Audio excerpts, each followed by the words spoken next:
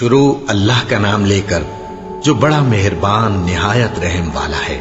اور شوہر والی عورتیں بھی تم پر حرام ہیں مگر وہ جو قید ہو کر باندیوں کے طور پر تمہارے قبضے میں آ جائیں۔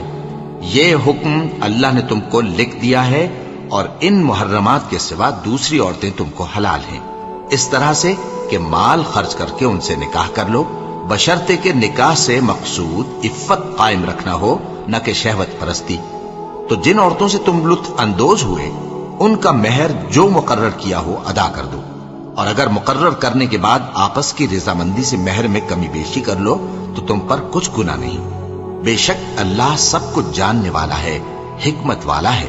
اور جو شخص تم میں سے مومن آزاد عورتوں سے نکاح کرنے کا مقدور نہ رکھے تو مومن باندیوں ہی سے جو تمہارے قبضے میں آ گئی ہوں نکاح کر لے، اور اللہ تمہارے ایمان کو اچھی طرح جانتا ہے۔ تم آپس میں ایک دوسرے کے ہم جنس ہو، پھر ان لونڈیوں کے ساتھ ان کے مالکوں سے اجازت حاصل کر کے نکاح کر لو، اور دستور کے مطابق ان کا مہر بھی ادا کر دو، بشرطے کہ وہ پاک دامن ہو، نہ ایسی کہ کھلم کھلا بدکاری کریں اور نہ درپردہ دوستی کرنا چاہیں۔ پھر اگر وہ نکاح میں آ کر بدکاری کا ارتکاب کر بیٹھیں تو جو سزا آزاد عورتوں کے لیے ہے اس کی آدھی ان کو دی جائے۔ یہ باندھی کے ساتھ نکاح کرنے کی اجازت اس شخص کو ہے جسے گناہ کر بیٹھنے کا اندیشہ ہو، اور یہ بات کہ صبر کرو تمہارے لیے بہتر ہے، اور اللہ بخشنے والا ہے، مہربان ہے۔ اللہ چاہتا ہے کہ اپنی آیتیں تم سے کھول کھول کر بیان فرمائے اور تم کو اگلے لوگوں کے طریقے بتائے اور تم پر مہربانی کرے، اور اللہ جاننے والا ہے، حکمت والا ہے۔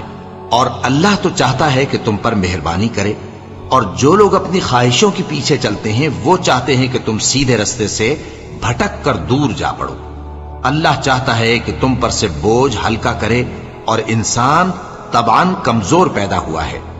مومنوں، ایک دوسرے کا مال ناحق نہ کھاؤ، ہاں اگر آپس کی رضامندی سے تجارت کا لین دین ہو اور اس سے مالی فائدہ حاصل ہو جائے تو وہ جائز ہے، اور اپنے آپ کو ہلاک نہ کرو، کچھ شک نہیں کہ اللہ تم پر مہربان ہے۔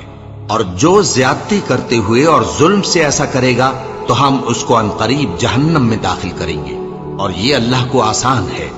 اگر تم بڑے بڑے گناہوں سے جن سے تم کو منع کیا جاتا ہے پرہیز کرو گے تو ہم تمہارے چھوٹے چھوٹے گناہ معاف کر دیں گے اور تمہیں عزت کے مکانوں میں داخل کریں گے۔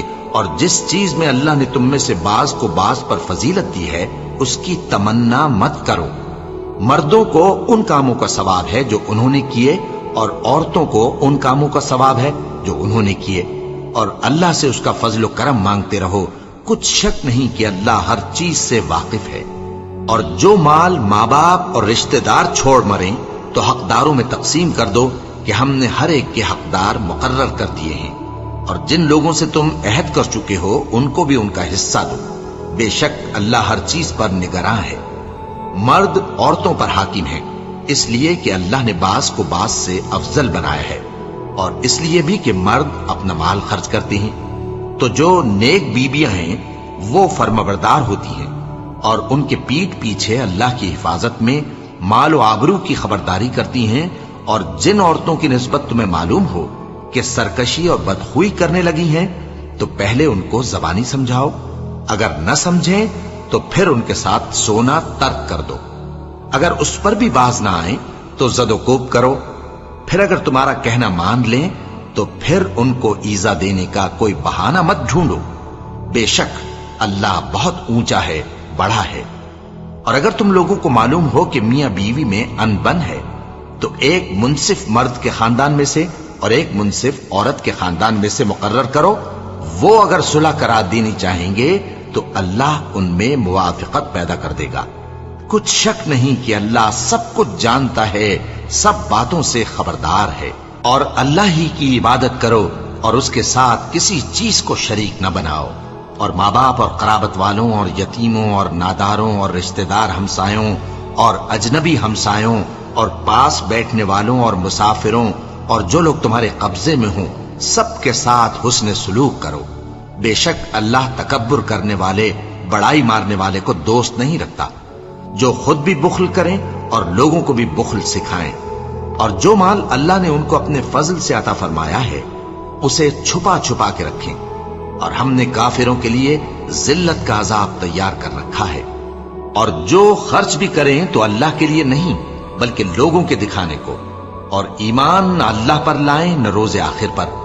और जिसका साथी शैतान हुआ तो कुछ शक नहीं कि वो बुरा साथी है। और अगर ये लोग अल्लाह पर और रोजे क़यामत पर ईमान लाते और जो कुछ अल्लाह ने इनको दिया था उसमें से खर्च करते तो इन पर क्या मुसीबत आ पड़ती। और अल्लाह इनको खूब जानता है। अल्लाह किसी की जर्रा भर भी हक तलफी नहीं करता।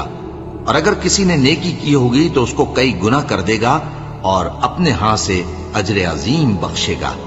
भला उस दिन क्या हाल होगा जब हम हर उम्मत में से अहवाल बताने वाले को बुलाएंगे और तुमको ए नबी सल्लल्लाहु अलैहि वसल्लम इन लोगों का हाल बताने को बतौर गवाह तलब करेंगे। उस रोज काफिर और पैगंबर के नाफरमान आरजू करेंगे कि काश उनको धसा कर जमीन बराबर कर दी जाती, और वो अल्लाह से कोई बात छुपा नहीं सकेंगे। मोमिनो, जब तुम नशे की हालत में हो तो जब तक उन अल्फाज को जो मुंह से कहो समझने न लगो नमाज के पास न जाओ, और जनाबत की हालत में भी नमाज के पास न जाओ यहां तक कि गुस्ल कर लो। हां, अगर बहालत सफर रस्ते चले जा रहे हो और पानी न मिलने के सबब गुस्ल न कर सको तो तयम्मुम करके नमाज पढ़ लो।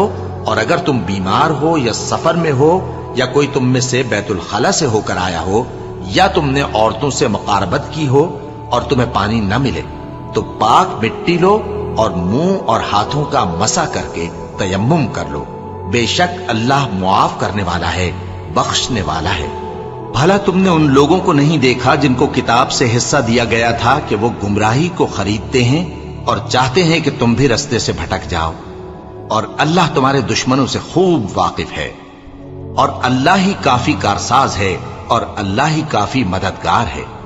और ये जो यहूदी हैं इनमें कुछ लोग ऐसे भी हैं कि किताबुल्लाह के कलिमात को उनके मकामात से हटा